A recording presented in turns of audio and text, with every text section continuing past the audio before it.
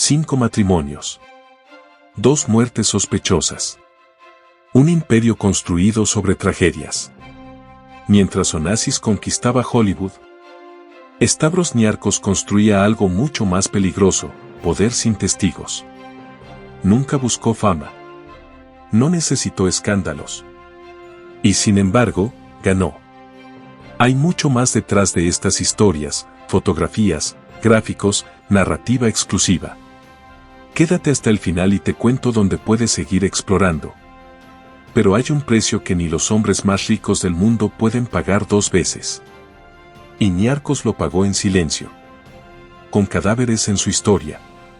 Con un apellido que aún hoy divide fortunas y maldice herederos. Fue un genio sin alma, o un alma que la riqueza convirtió en hielo. ¿Lo que amas también puede destruirte?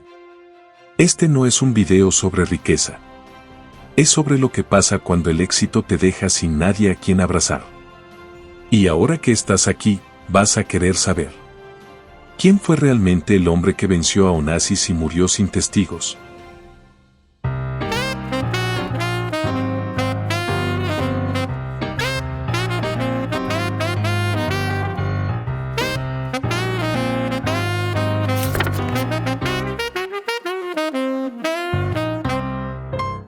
No fue una infancia entre algodones ni promesas de grandeza. Stavros Niarchos nació entre barcos herrumbrosos, redes rotas y gritos de estibadores que mezclaban la sal del mar con la del sudor. El puerto del Pireo no era un escenario de sueños, pero sí de lecciones. A los 9, ya dominaba el timón. A los 14, la vida le quitó el timón de golpe. Su familia de comerciantes, con raíces discretamente ligadas al negocio naviero, se hundió en la bancarrota. No hubo avisos. No hubo red de seguridad. Y ahí, en medio de la ruina, algo en Stavros se cristalizó. Ya no confiaba en la fortuna. Solo en el cálculo. En el control. Y en una verdad brutal que lo acompañaría toda la vida: todo lo que no puedas prever, te puede destruir. No volvió a ser un niño. Desde entonces, Niarchos no vivía, planificaba. Y el mundo, sin saberlo aún, acababa de ganar a su jugador más frío. La historia suele premiar a los audaces, pero solo recuerda a los que vieron lo que nadie más veía. Mientras el mundo se desplomaba en la Gran Depresión, un joven griego observaba con calma. Stavros Niarchos no tenía una oficina ni barcos ni un apellido famoso. Tenía algo más peligroso: visión. En 1929, recién graduado en Derecho, entró a trabajar en la empresa de molinos harineros de sus tíos, los Koumantaros. Era un puesto gris, rodeado de sacos de trigo y libros de cuentas. Pero él veía mapas, rutas, costos ocultos. Argentina les vendía trigo. Pero el transporte devoraba 1/3 del valor. El océano, pensó Stavros, era el verdadero enemigo. Y si querían vencerlo, debían poseerlo. Propuso lo impensable: comprar barcos propios. Los tíos dudaron. Era una crisis global. Pero él había hecho los números. Los cargueros estaban por el suelo, $20,000 cada uno. Con apenas 10,000, usó apalancamiento para hacerse con 6. Una inversión modesta que cambiaría el tablero global. Mientras el mundo contaba pérdidas, él compraba ruinas. Stavros Niarchos no rescató barcos, los coleccionó como piezas estratégicas, fragmentos de un imperio que aún no existía, pero que ya imaginaba. En 1939, con apenas 30 años, fundó el Niarchos Group. No heredó nada. No pidió permiso. Y su flota, 2 petroleros y 5 cargueros, era pequeña, sí, pero letalmente funcional. Un arsenal silencioso que nadie vio venir. No buscaba titulares. Ni entrevistas. Su ambición no hablaba. Actuaba. Mientras otros heredaban imperios, él fabricaba uno desde el polvo. El hijo del fracaso familiar se convirtió en el arquitecto de un linaje diseñado para durar siglos. Un linaje que más tarde se entrelazaría con los Libanos, los Ford, los Onassis. Y terminaría, como muchas leyendas, manchado por tragedias que nadie pudo anticipar. Esta no es la historia de una fortuna. Es la historia de un sobreviviente que eligió no volver a depender de nadie jamás. Y lo que construyó, tendría un precio que ni él, con toda su previsión, supo calcular.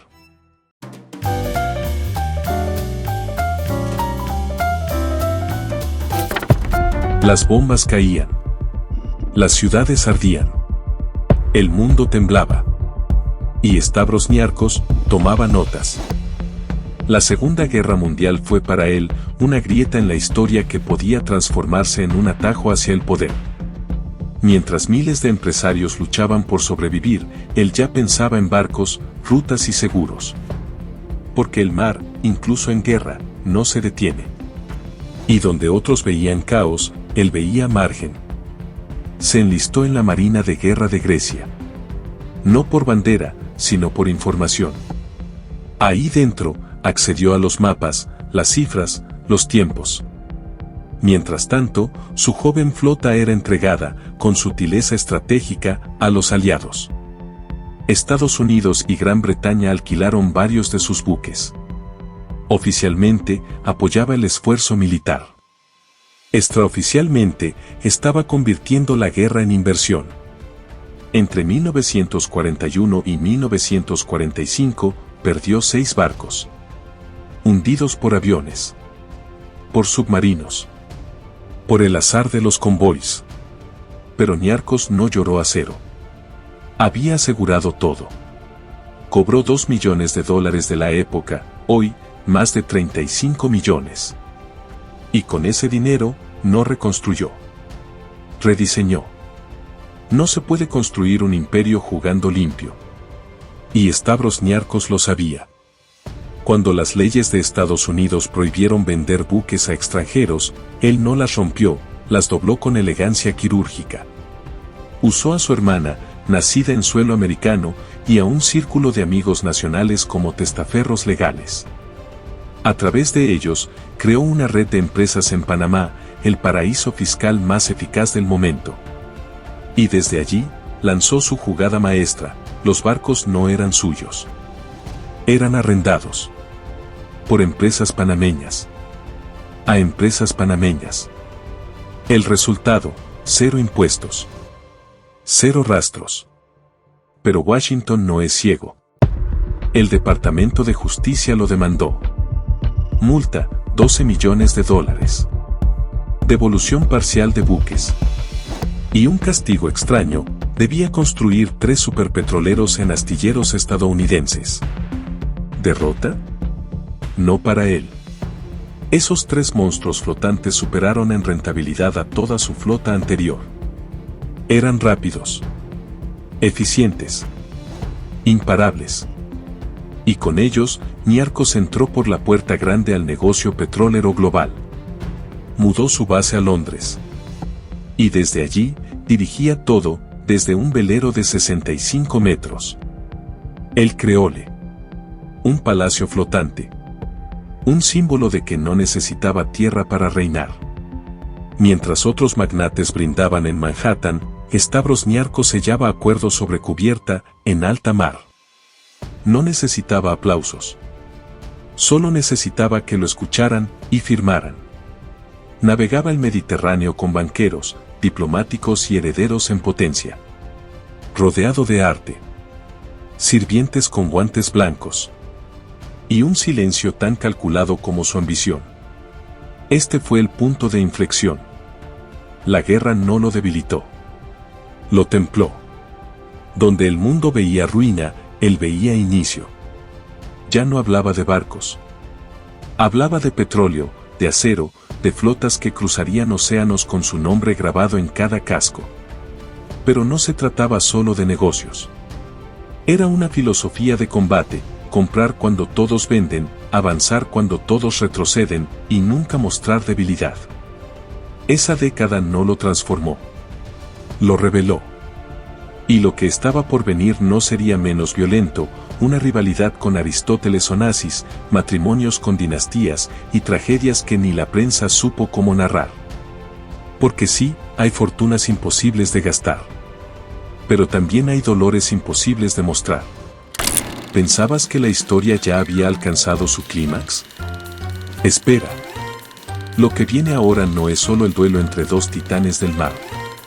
Es una guerra de egos, secretos familiares y decisiones tan millonarias como irreversibles. Quédate, porque solo los que ven hasta el final descubrirán lo que se esconde tras el mayor imperio de sombras que Europa haya visto.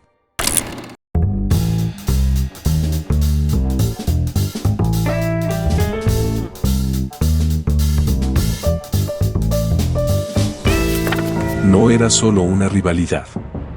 Era una guerra fría entre gigantes.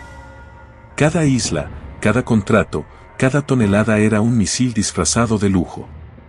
Stavros Niarcos y Aristóteles Onassis no competían por dinero. Competían por historia. Por dejar su nombre escrito en la cartografía del poder. Y si la grandeza se medía en eslora, Spetsopoul fue su primer golpe certero. Pero la historia empieza antes. Mucho antes. En 1952, Niarcos dejó de ser un magnate que transportaba petróleo. Quiso convertirse en el arquitecto de un nuevo orden marítimo. Encargó los petroleros más grandes del planeta. Monstruos de acero pensados no solo para ganar dinero, sino para redefinir las reglas del juego. En 1955 votó el Eliros Niarcos, 47.750 toneladas. El superpetrolero privado más grande del mundo. Y lo bautizó con el nombre de su hijo. Porque en su mente, esto no era una empresa, era un legado. Ese barco no solo transportaba crudo. Transportaba un mensaje. Este océano me pertenece. 3 años después, compró la isla de Spetsopoul por una suma casi simbólica. No fue casualidad. Era un movimiento quirúrgico para tomar posición en el tablero griego. Allí no construyó una mansión. Construyó una base. Un puerto privado para el Creole, una pista de aterrizaje, caminos, red eléctrica, flora importada, playa artificial. Un microestado privado dentro del estado. Onassis respondió con escorpios. Pero donde uno alzó copas ante la prensa, el otro alzó muros de silencio. Y mientras Onassis bailaba con Jackie y María Callas, Niarcos diseñaba algo más poderoso, un imperio sin cámaras. El Creole no era solo un yate, era el altar flotante donde Niarcos celebraba su éxito. Comprado en 1948, restaurado en Alemania y revestido con obras de Dalí, Renoir, Cézanne y Van Gogh, este palacio de 65 metros albergaba a 11 invitados y 15 tripulantes.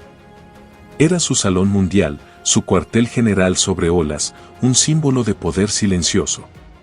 Mientras Aristóteles Onassis alardeaba con la aerolínea Olympic y su vida de jet set, Niarcos construía algo más sólido. En 1956 fundó el Astilleros Helénicos, el mayor proyecto industrial privado del Mediterráneo. No era ostentación, era infraestructura nacional, inversión estratégica y una chispa patriótica envuelta en astucia empresarial. Entonces llegó la crisis del Canal de Suez. El transporte marítimo se encareció al doble de un día para otro. Donde otros tuvieron que renegociar, él rompió contratos, enfrentó demandas y ganó millones diarios por transportar petróleo. Un golpe maestro que marcó la superioridad de su imperio, mientras Onassis quedaba fuera del tablero de juego. Pero no todo el halo de poder podía salvar su vida emocional. En los siguientes 15 años vivió un tsunami de alianzas, separaciones y tragedias personales que lo desnudan. Antes de hacerse legendario, Stavros pasó por 2 matrimonios breves. En 1930 se unió a Helen Sporriedes, hija de un almirante, duraron 1 año. En 1939 se casó con la viuda Melpomene Kiss, 8 años después se divorciaron sin hijos. No dejaron calderas llenas, pero sí huecos emocionales, señales tempranas de una vida personal marcada por el sacrificio del corazón. El verdadero conflicto de poder comenzó en 1947, no en alta mar ni en astilleros, sino con el matrimonio entre 2 dinastías navieras. Stavros Niarcos se casó con Eugenia Libanos, la heredera del imperio de Stavros Libanos. Fue una boda de imperios, él aportó sus barcos, ella, la flota de los libanos. Juntos trajeron al mundo 4 herederos, Filipos en 1954, Espiros en 1955, María en 1959 y Constantinos en 1962. Para mediados de los 60, la unión comenzó a resquebrajarse. En 1965, tras casi 2 décadas, el divorcio se consumó. Niarcos aceptó perder decenas de millones en activos, sinergias y rutas compartidas. Su fortuna quedó fragmentada. Ese mismo año encontró una nueva alianza, Charlotte Ford, hija del magnate automotriz Henry Ford II. La prensa explotó, petróleo y automóviles, unidos en una fusión digna de portada social. En 1966 nació Elena Ann, hija de esa unión y de una promesa de legado global. Pero en 1967, todo estalló. El divorcio dejó a Niarcos sin la indemnización millonaria y con el corazón en disputa. En 1970 intentó rehacer su mundo y volvió con Eugenia a Spetsopoul. Fue un retorno simbólico, reencuentro en el santuario que habían construido. Pero la reconciliación fue breve y fatal. El 4 de mayo, Eugenia fue hallada muerta por sobredosis de barbitúricos. ¿Te están atrapando estas historias? Entonces no pares aquí. He preparado algo especial para quienes quieren ir más allá de YouTube. Un dossier íntimo, exclusivo y visualmente poderoso sobre otra de las dinastías más enigmáticas, los Astor. Una saga de ambición, escándalos y secretos que moldearon siglos de poder en silencio. Puedes conseguir una muestra gratuita ahora mismo desde el enlace en la descripción o en el comentario fijado. Y si decides entrar, solo te aviso, lo que vas a descubrir ahí, no lo encontrarás en ningún video. Las cámaras captaron a Stavros, un hombre roto a su lado. La autopsia reveló hematomas en cuello y abdomen. Se abrió una investigación por presunto homicidio. Pasaron meses hasta que en octubre, un tribunal griego lo exoneró, declarando su muerte un suicidio. Pero el rumor persistió, algunos dicen que hubo un acuerdo económico secreto para cerrar el caso. Y desde entonces, las sombras nunca lo han abandonado. En 1971, Stavros Niarcos dio un giro tan atrevido como cargado de simbolismo, se casó con Atina Libanos, su excuñada y exesposa de Aristóteles Onassis. No fue un matrimonio impulsivo. Décadas atrás, el joven Stavros había deseado a Atina. Mas el patriarca Stavros Libanos lo detuvo hasta que su hija mayor Eugenia se casara primero. Aquella espera fue el terreno donde Onassis cosechó su paso y su sombra. Cuando Niarcos finalmente se unió a Atina, no solo deseaba a una mujer, resignificaba un deseo que el tiempo había postergado. Era pasión, ambición y venganza en un solo movimiento. Pero el destino volvió a jugar en su contra. En octubre de 1974, Tina murió en París por un edema pulmonar tras tomar barbitúricos. Cristina Onassis, su hija, exigió una autopsia. Circularon rumores que apuntaban a Stavros. De nuevo fue absuelto. Otra vez, la sombra del escándalo cubrió su nombre. Un año después, en 1975, murió Aristóteles Onassis. La rivalidad que había dominado sus vidas se apagó. Pero no hubo victoria. Niarcos perdió no solo a un adversario monumental, sino también la llama que había encendido su ambición más feroz. En resumen, 5 hijos, 4 matrimonios, 2 muertes envueltas en sombras, múltiples procesos legales, acuerdos millonarios, y un corazón que a pesar de su imperio, quedó marcado por lecciones que ningún tesoro puede sanar. Su vida fue portada de diarios, su nombre resonó en los salones del poder. Pero aún hoy, hay historias que nadie se atrevió a contar. Cuéntame, ¿tú qué harías en su lugar? ¿Elegirías poder, legado, o renunciarías a todo por evitar esta ruina emocional?